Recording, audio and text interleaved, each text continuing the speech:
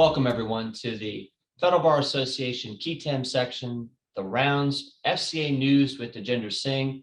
The rounds is Tejinder's regular analysis of noteworthy FCA decisions. I'm Scott Oswald. I am chair of the Key 10 section with Tejinder Singh, who is a partner at Sparacino PLLC. Tejinder, hello. Hi, Scott. So today, let's begin with a case from the U.S. Court of Appeals for the 8th Circuit in U.S. ex rel. Cairns versus DS Medical LLC. And this is a case that deals with the situation when a relator bases their FCA case on the 2010 amendments to the anti-kickback statute. And the court first deals with the burden of proof that a relator must meet to prevail at trial. Tejinder, how did the court come out? Yeah, so in this case, actually, the government took the case over and did the trial. And so it went all the way through a jury trial. And one thing that the defendant argued is that because the anti-kickback statute is itself a criminal statute, you have to meet the criminal burden of proof to prove an FCA claim based on violations of it. And the 8th Circuit says, no, you don't. This is a civil statute. And even if it's predicated on an underlying criminal violation, you can prove the violation based on ordinary civil standards. In fact, the False Claims Act has a codified preponderance of the evidence standard that applies to every claim element of the claim, and that includes falsity based on the AKS. So the 8th Circuit checked the box for the government on that one. The second issue that the Court of Appeals tackled was how a jury instruction on causation should be phrased. How did the government come out in its argument here? The government didn't do quite as well on this one. So previous cases have held, and this includes cases before the 2010 amendments and cases after, but cases generally have held that when a defendant provides services that were tainted by kickbacks, so there has to be some link between the kickbacks and the services, that's enough. But they haven't required the government to establish but for causation. That is, they haven't required the government or relators to show that if it wasn't for the kickbacks, the services wouldn't have been provided or billed. And the 8th Circuit comes out the other way on this and says, no, actually, we read the language of the 2010 amendments, which talks about claims that are and services that result from a violation of the AKS. We read that resulting from language to require but for causation, which the jury was not instructed on in this case. And so the 8th Circuit found that that was error, had to be sent back. That's right. So in this case, the fact pattern is kind of an unusual one. It involves kind of a mom and pop kickback scheme. A guy's a doctor, his fiance has a medical supply company, and there's kickbacks allegedly being funneled. Total damages were in the neighborhood of $5 million, I think, after trebling. And so this case goes all the way through a trial. And I think this is a case where probably the government could have proved causation. They could have proved for the relatively small number of claims that were at issue that the kickbacks were the but-for cause of those implants being used in this case, but they didn't do it. And so what the 8th Circuit says is you got to go back, you got to have a new trial.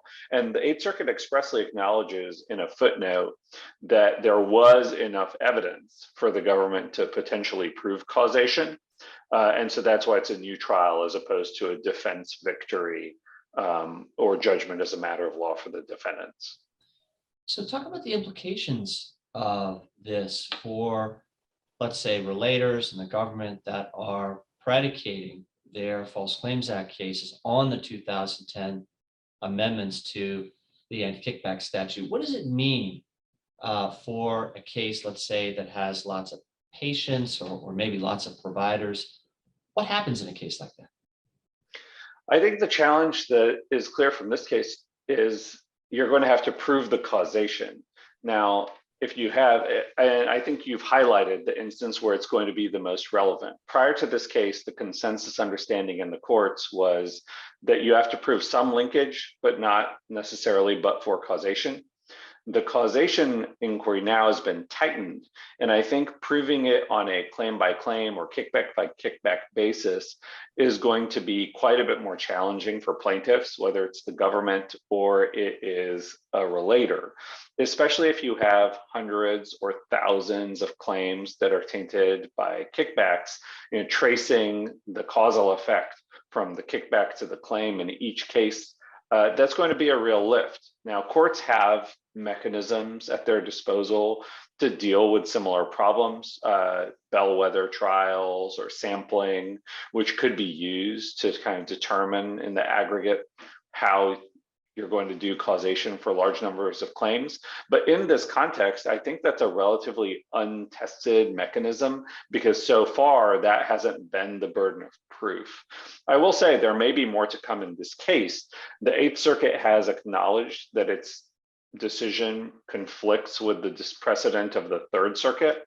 So if the government wanted to, it could consider filing a petition for writ of certiorari, but we don't know whether they're going to do that. They'll have at least 90 days to do so, and they could extend it for another 60.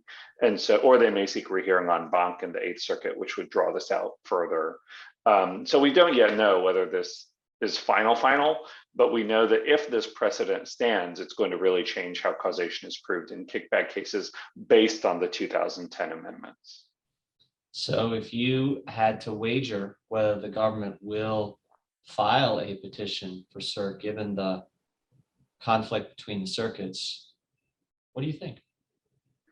I do not know the answer for sure. The government imposes a pretty high bar on itself in terms of seeking certiorari.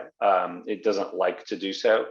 I think they'll have to make an evaluation of how important they think this will be in the mine run of their cases, whether they think it will be very hard for them to prove causation. And I think they'd probably make the call based on that.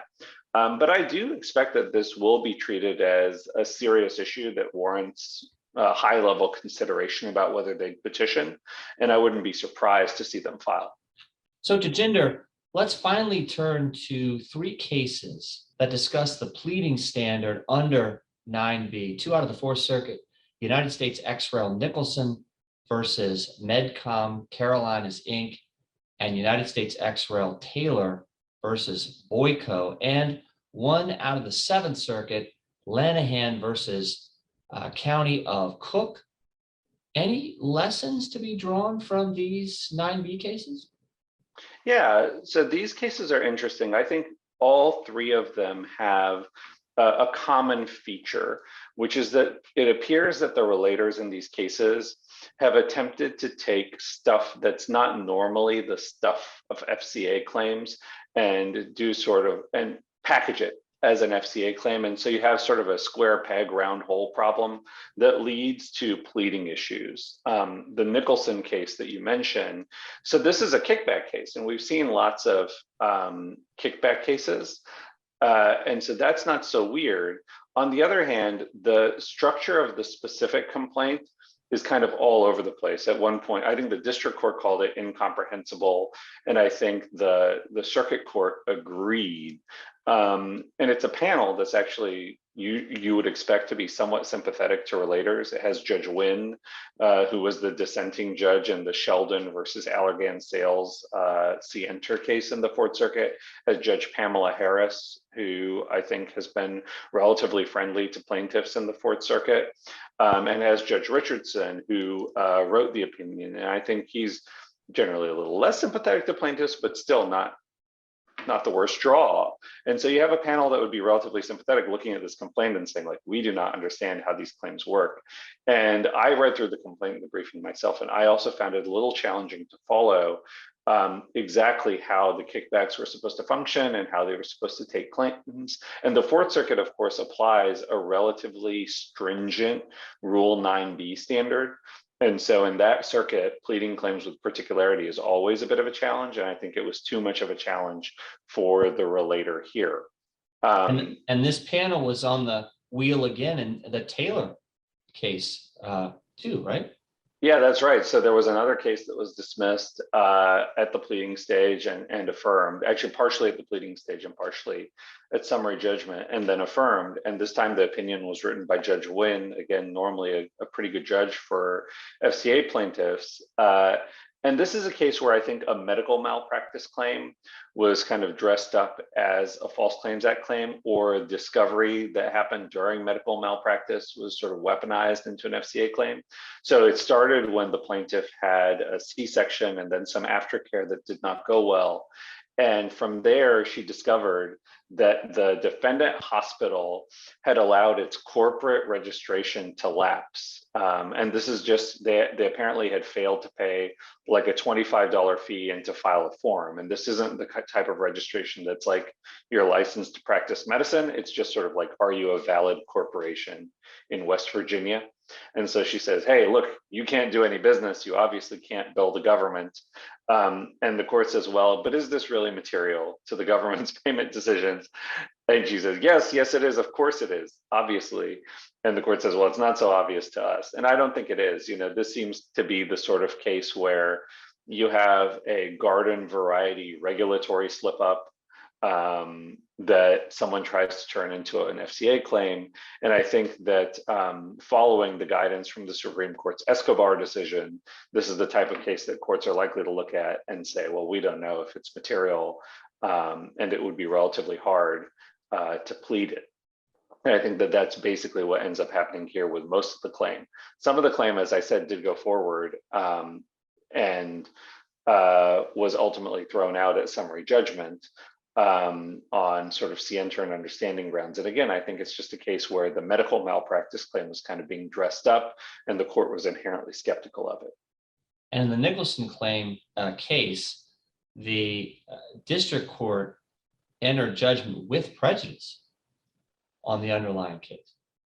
Yeah, so I think that that is,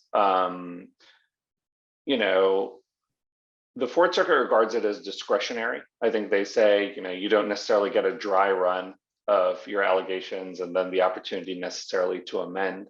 And so the Fourth Circuit is relatively permissive as far as district court's discretion about whether to dismiss something with or without prejudice when there's a pleading deficiency.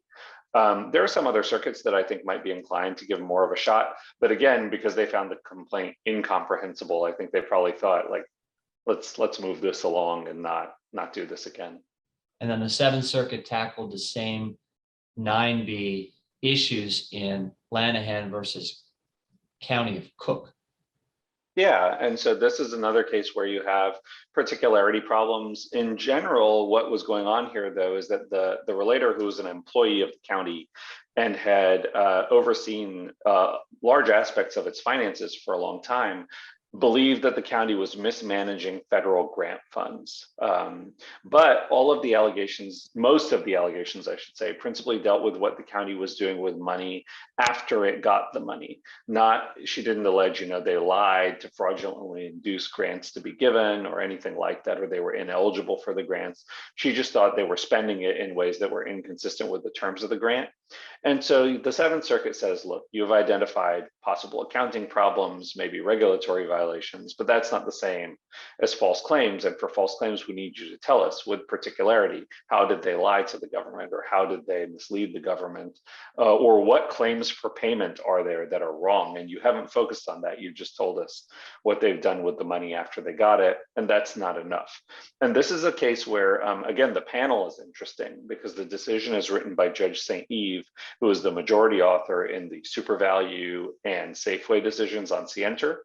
Also on the panel was Judge David Hamilton, who was the dissenting judge in those cases, but there's no dissent here. Here, the Seventh Circuit is unanimous in finding the complaints deficient.